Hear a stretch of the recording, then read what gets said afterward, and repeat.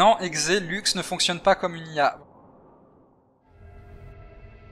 Bonjour à tous, c'est GG Barbie pour une nouvelle vidéo sur la chaîne des Oniriques. Aujourd'hui, il y a un petit match amical entre Lux et Exe sur Command & Conquer 3. J'allais dire les guerres du Tiberium, mais non, c'est sur son extension que nous sommes, sur la fureur de Kain. Mais de qui va être la fureur aujourd'hui, nous ne le savons pas. Donc Lux contre Exe, Lux qui joue GDI, et Exe qui joue le Node. Voyons voir ça, donc nous pouvons... Alors c'est la première fois que je fais du commentary sur CNC3, je vois qu'il y a un petit outil, c'est bien. Donc, le Node du côté, effectivement, d'Exeomnia. Exeomnia donc, nous avons là deux joueurs qui sont parfaitement débutants, dans le sens où... comment dire, ils ont découvert le jeu il y a quoi, 1 ou 2 semaines. Exe lui a un petit peu plus d'expérience puisqu'il a fait une bonne partie de la campagne, il a notamment terminé la campagne GDI. Mais Lux quand même a une petite... comment dire, maîtrise quand même un petit peu le jeu. Il a montré une... comment dire, une... je ne trouve plus mes mots. Je ne trouve plus mes mots, enfin bref. Donc en ce début de partie, nous avons vu que Lux a construit lui une raffinerie dès le début alors que Exe a misé sur la centrale. Honnêtement c'est beaucoup mieux de construire la raffinerie dès le début puisque ça permet de collecter des ressources plus tôt, qu'on se le dise. Voyons voir si je peux voir, effectivement nous pouvons voir les ressources. Lux qui est encore à 4000, 3000 du côté d'Exe, donc qui a un peu moins de sous. Déjà une production de véhicules chez Lux. Je ne sais pas s'il va produire... Ouais, les deux on construit une usine normalement avant de faire une caserne. Voilà la caserne qui arrive. Directement un collecteur chez Exe. Exe qui ne souhaite pas se déployer sur d'autres... Ah si, j'ai rien dit. Là voilà l'avant-poste. Qu'est-ce qu'on a en niveau de neutralité? On a ici un champ de contrôle IEM. Là-bas nous avons une réserve de Tiberium. Voilà, il y a une réserve de Tiberium à côté de chaque champ de Tiberium sauf celui-là. Pour le moment, je dirais que l'avantage est à Exe puisqu'il a pris l'initiative de se déployer d'ores et déjà sur un nouveau champ de Tiberium.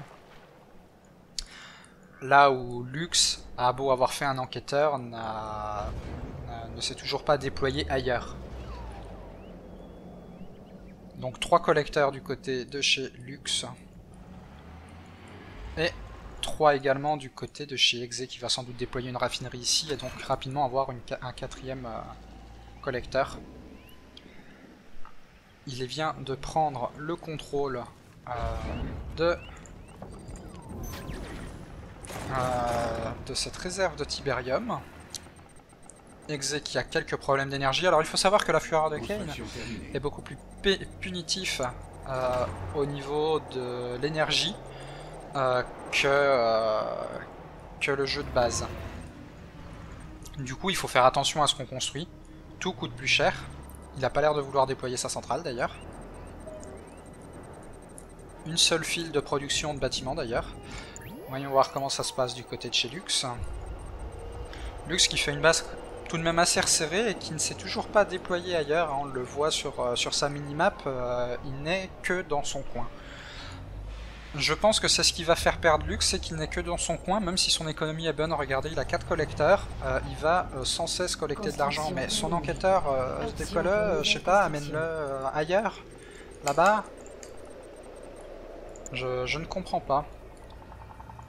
Je ne peux pas voir ce qu'ils produisent a priori. Mais il a déjà fait un centre technique. Ah, il commence déjà à produire des chars mammouths. Regardez-moi ça, cette file de production. Effectivement, il commence à produire un peu de toutes les unités. Honnêtement, à partir du moment où on déverrouille le char mammouth, ça ne vaut plus le coup de faire de l'infanterie à part pour la mettre en garnison, honnêtement. Le char mammouth, on le met avec un petite optimisation canon EM là. Et les prédateurs et les mammouths font très bien de l'anti-infanterie, ils font de l'anti-véhicule, et les mammouths en plus sont anti-aériens, même si c'est pas leur spécialité. Retournons du point de vue d'Exe, qui a rétabli l'énergie. Construction terminée. qui a dû couper ça. Il a envoyé une série de motos d'attaque en reconnaissance. Nous allons pouvoir... Ah, est-ce qu'il va les envoyer? Non, il ne les a pas envoyés directement chez Lux. Mais je pense qu'il veut voir où Lux s'est déployé. Je ne sais pas si je peux... Non, je ne peux pas zoomer sur la map. Il va explorer la zone de Lux. Ah, il veut viser le collecteur. Ça c'est un très bon gameplay. En touchant au portefeuille, on prend l'avantage facilement. Déjà que Exe avait l'avantage. En touchant un collecteur, regardez, il se remet à distance pour pas être touché. Voilà, un deuxième collecteur qui va se faire exploser. Lux a fait l'erreur de ne pas mettre... Il aurait dû renvoyer les collecteurs directement en arrière pour être protégé. Et en plus, il sauve ses motos d'attaque qui sont quand même, il faut le dire, une unité de merde dans le sens où elles explosent très rapidement, même contre l'assaut d'infanterie. On dirait que ça fait bouger Lux qui use d'une stratégie vraiment très développement sur soi. Mais le problème c'est que son économie en prend un coup. Et la stratégie ne sera pas payante parce qu'il produit trop de choses diverses et variées. Et ça fait que il prend du retard. Actuellement il ne produit rien. Rien ne sort car ses dépenses sont beaucoup trop étalées. Par exemple là il produit des pitbulls. Je ne sais pas pourquoi des pitbulls. Des juggernauts, tout ça, etc. C'est pas une bonne idée de tout produire dans la même usine d'armement, autant en faire plusieurs dans ce cas-là. Voyons voir du côté d'Exe. Car Lux est en train de progresser. Exe qui a pris d'ailleurs le contrôle de cette tourelle de défense. Que Lux va bousiller bien allègrement. Donc pour le moment, il va y avoir du petit fight sur le mid. Exe qui ne produit pas beaucoup encore d'unités et qui n'a pas de labo technique d'ailleurs. Mais il a beaucoup plus d'argent que Lux. Là où Lux pêche à 0 en fait, il est constamment à 0. Voilà la petite bataille. Lux qui push et qui à mon avis va quand même perdre le push. Éventuellement, sur un malentendu, je pense qu'il peut réussir à détruire cette tourelle. Quoique, non, il se replie. Lux se replie, il n'a pas envie de perdre plus que ça des unités. Et de toute façon, des tourelles sont constructibles directement chez Exe. On se remet en libre.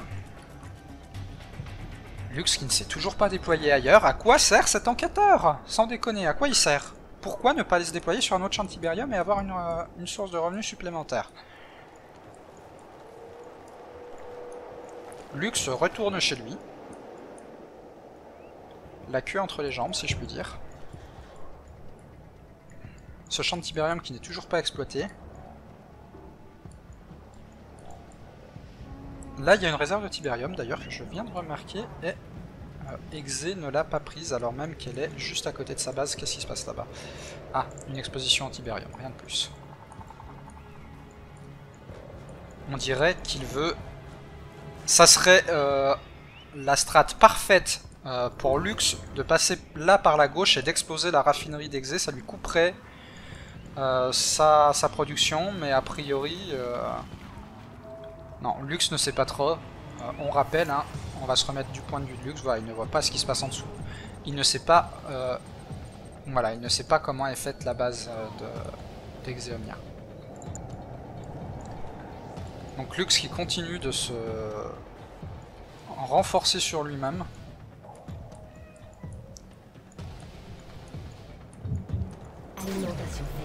Et qui d'ailleurs vient de perdre du courant. Parce que là il a lancé des optimisations, non.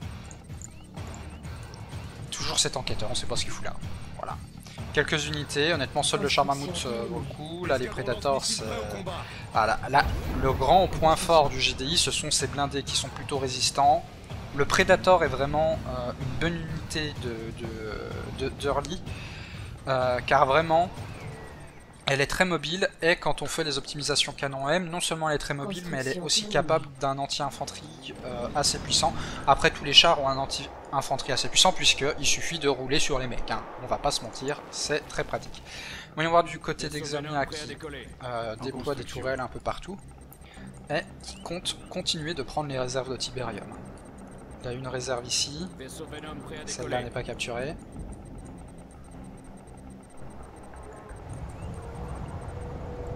Pas mal d'unités, on dirait qu'il va déployer des mines. Ce qui n'est pas bête, ça évitera les rushs de Lux comme il s'est passé il y a quelques minutes. Mais Exeomnia ne sait pas que Lux est dans la merde financière.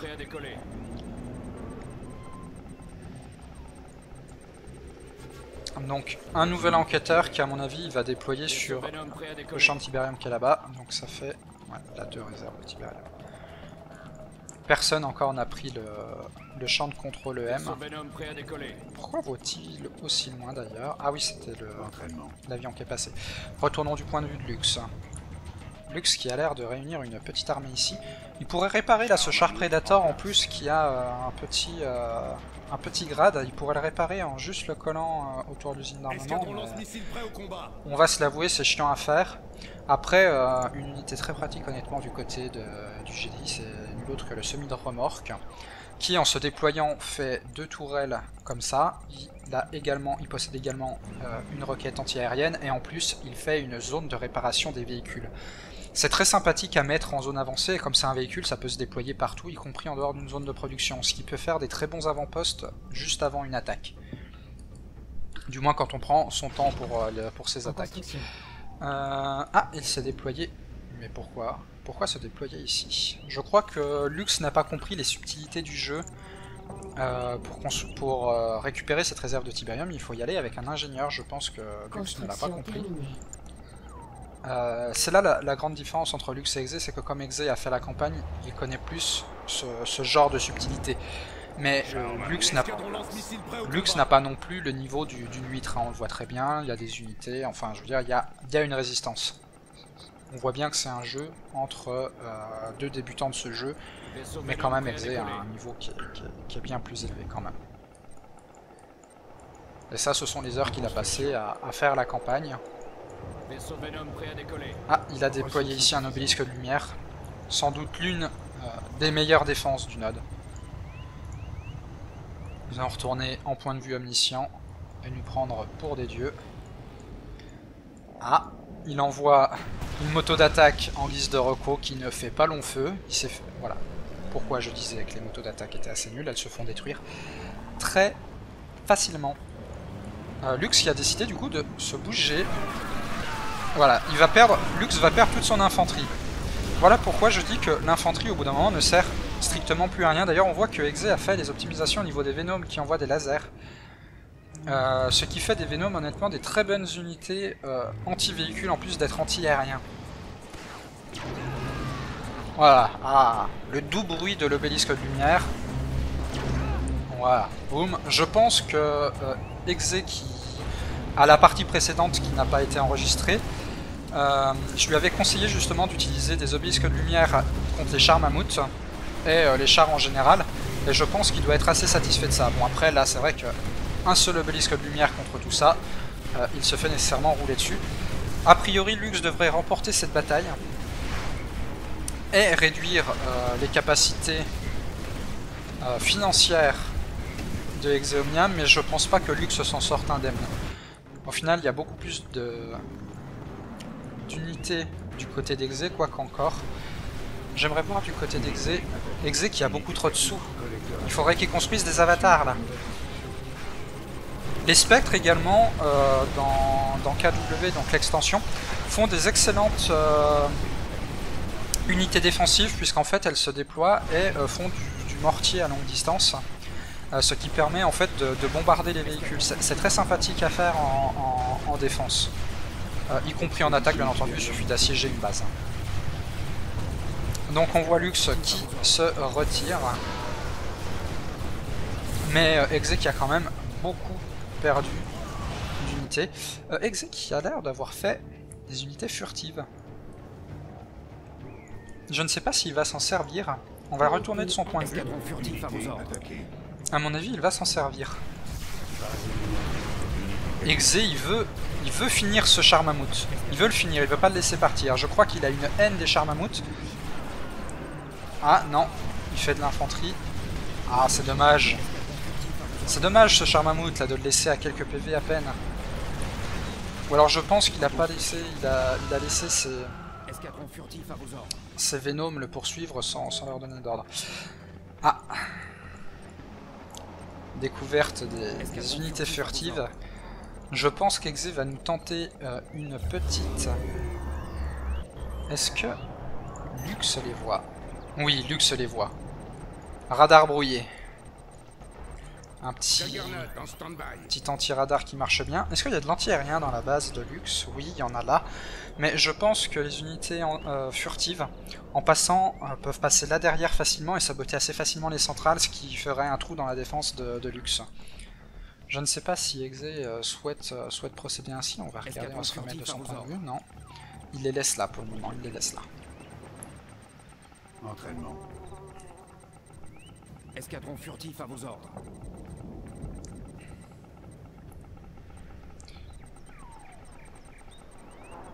Escadron furtif à vos ordres.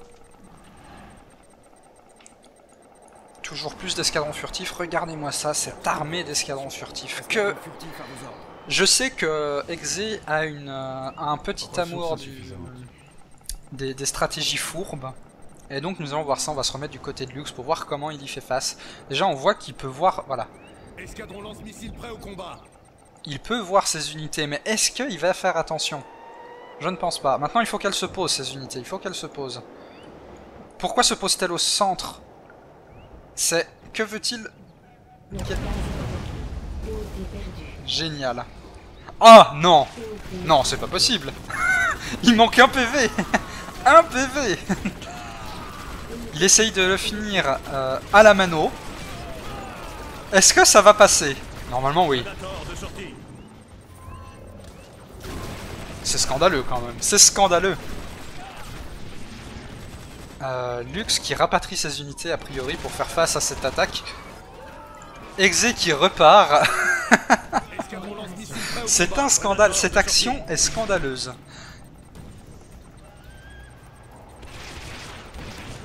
Non, Exe, Lux ne fonctionne pas comme une IA. Voilà, il les a mis en l'air, je pense, pour recharger. Voilà, hop, plus de VCM. Maintenant, c'est les centrales qu'il faut viser. C'est les centrales qu'il faut viser pour démolir les défenses. Les unités furtives sont une excellente anti-infanterie, hein, il faut le dire. Alors, comment est-ce qu'on part ce genre de coup fourbe? Ah, un temple du Node qui a été construit par Exeomnia. Alors comment se protéger de ce genre de coup de fourbe?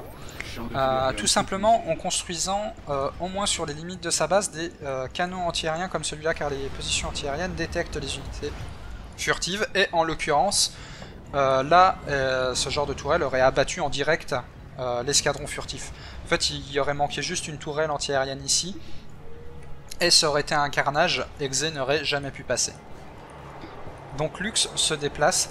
Donc la grosse faiblesse d'Exe, je pense que c'est vraiment sur la production d'unités. Il ne produit pas de véhicules. Tout tourne autour des véhicules et pourtant il a de l'argent mais il ne veut pas produire parce qu'il aime avoir de l'argent de côté.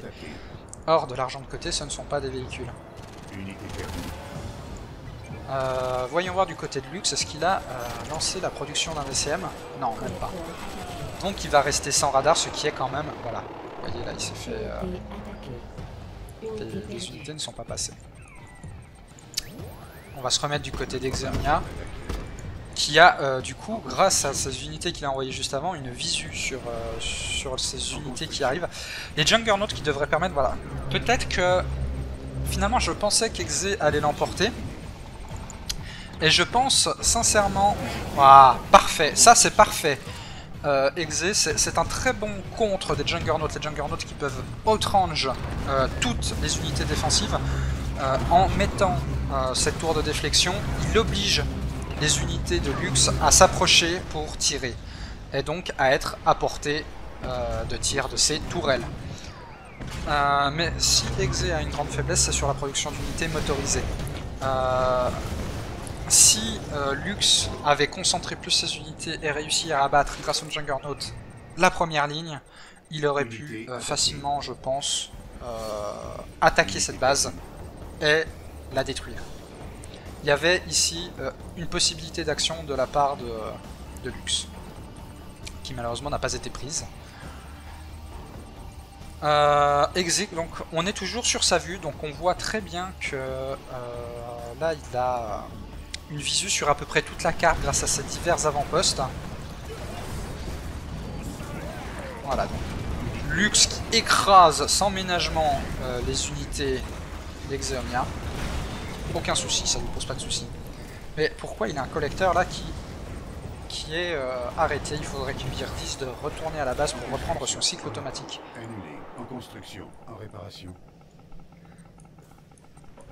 On va se remettre du point de vue de Lux, qui n'a toujours pas de radar, il n'a plus d'argent. Oui, bah Lux n'a plus d'argent, il n'a plus de raffinerie, je viens de voir ça.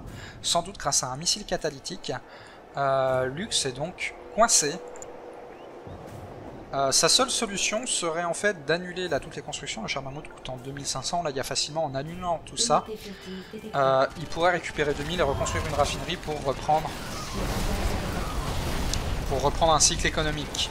Ce qui a failli être interrompu vu que si l'usine d'armement tombait, il ne pouvait plus annuler ça.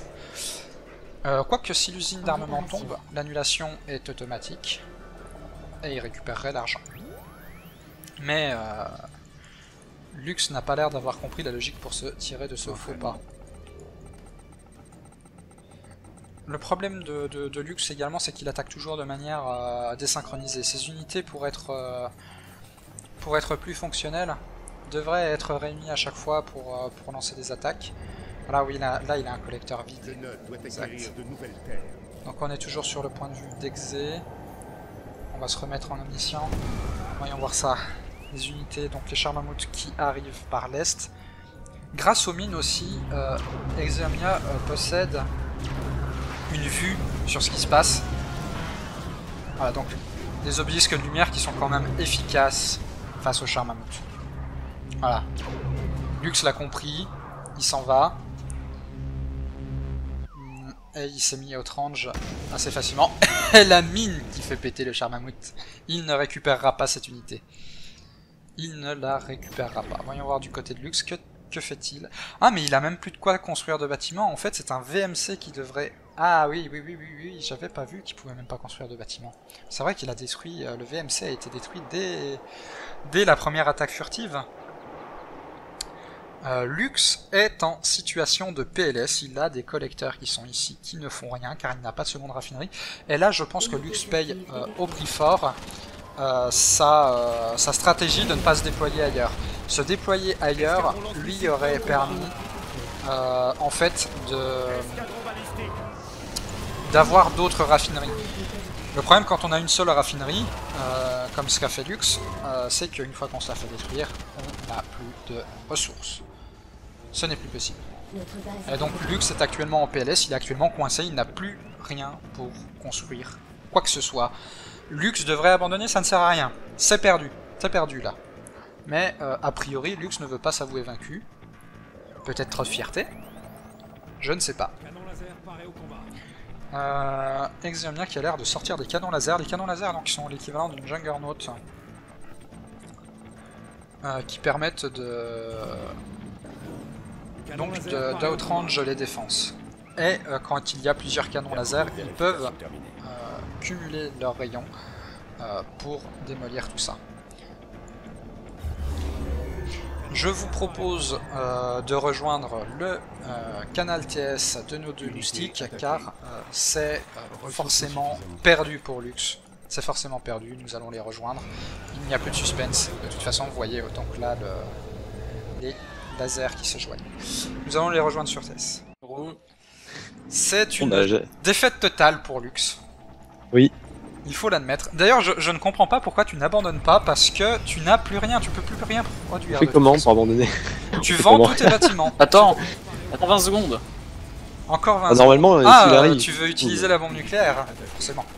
Ça enregistre encore, hein, pour info. Du coup, c'est quoi l'histoire de reconstruire une base? J'ai pas compris. De quoi reconstruire une base? Il m'a dit on peut faire... ah non, c'était un véhicule d'expansion. Il faut construire une... Quand tu as perdu ton chantier de construction, tu aurais dû reconstruire un VMC à l'usine d'armement. Ok, bah j'ai appris ça aujourd'hui, merci. Alors lancement du missile nucléaire sur la base adverse, c'est parti. Boum. Allez, Bon, je me bah, remets en au point moins. de munitions.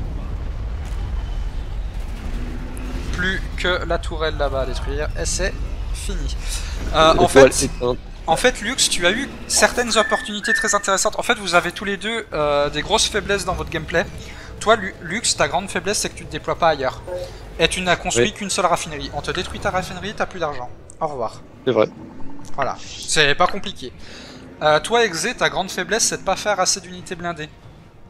Il y a un moment, Ouais. Lux, si t'as attaqué par le centre avec des Juggernauts, si t'avais pas construit ta tour de déflexion, il t'aurait explosé ta première ligne et il aurait eu le chemin clear jusqu'au bout de ta base avec tes Juggernauts. Je m'en suis rendu compte. Et vraiment, la tour de déflexion, c'est un excellent contre à toutes les unités longue portée, dont les Juggernauts, parce que ça oblige en fait les unités à se mettre à portée de tir pour dévoiler, les unités que tu veux détruire. Et c'est une fin de game. Félicitations, Exe. GG. C'était pas un no match. C'était pas un no match. Hein. C'était pas un no match. Il y a eu quelques trucs. Et aussi, Lux, tu n'as pas compris comment capturer des structures neutres. Bah non, exactement, j'avais pas compris. À un moment, tu as déployé un avant-poste Ouais. sur une réserve de Tiberium. Mais non, pour prendre les réserves de Tiberium, c'est un ingénieur qu'il faut utiliser, que tu produis à la caserne. Et en fait, tu utilises l'ingénieur pour capturer le bâtiment. Les enquêteurs, tu les envoies près des autres champs de Tiberium pour avoir une zone de construction et pour pouvoir déployer une raffinerie et d'autres structures. Ouais, mais du coup, mon ingénieur, je sais pas où il s'est barré. J'en ai fait un, mais je sais pas où il allait. Bon, c'est pas grave. Bah, t'en refais un quand c'est tuer. comme ça. Oui, c'est peut-être fait tuer. Les ingénieurs sont très Ils sensibles. ils sont one shot. Hein. Faut vraiment les protéger. C'est vrai que Il s'est fait one shot genre à ma base alors qu'il était pas. C'est. au niveau des ressources, vous êtes tous les deux linéaires. Je veux dire, c'est assez équilibré en soi. Mais Lux, t'as quand même un décalage à partir de 5 minutes de jeu. Tu commences à prendre du retard parce que Exe en fait s'est déployé ailleurs. Ouais, c'est vrai. Puis il a dû prendre des tours à des moments. Bon. Des Eh réserves. bien, Bon. j'arrête l'enregistrement là. Merci à vous. Merci d'avoir visionné. Merci à plus tard. tous. C'est un très beau merci, Lux. Ah oui, Je sais. suis sûr qu'ils apprécieront.